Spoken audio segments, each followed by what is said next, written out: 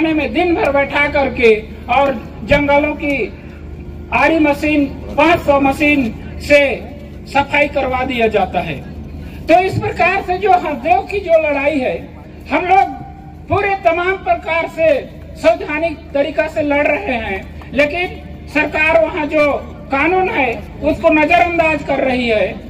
और निजी कंपनी को फायदा पहुंचाने के लिए हमारे जो आदिवासी हैं उसको विस्थापन कर रहे हैं, जो हमारा खेती है उसको खत्म कर रही है, जो जंगल है उसको खत्म कर रही है, जो जीव जंतु हैं उसको भी खत्म कर रहे हैं। तो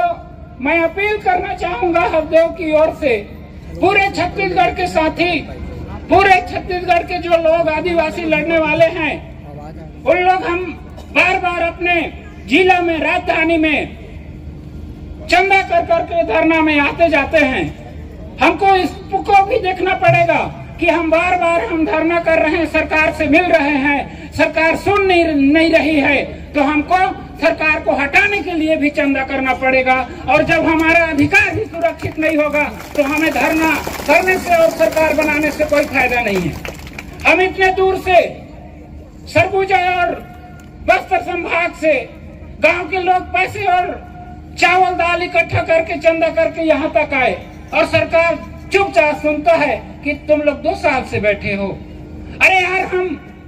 2 साल से बैठे हैं, तुमको आज तक पता नहीं है और तुम सरकार चला रहे हो। राज्य सरकार लेटर लिख दिया कि फर्जी ग्राम सभा हुआ है, उस पर जांच होनी चाहिए, वो जांच नहीं हुआ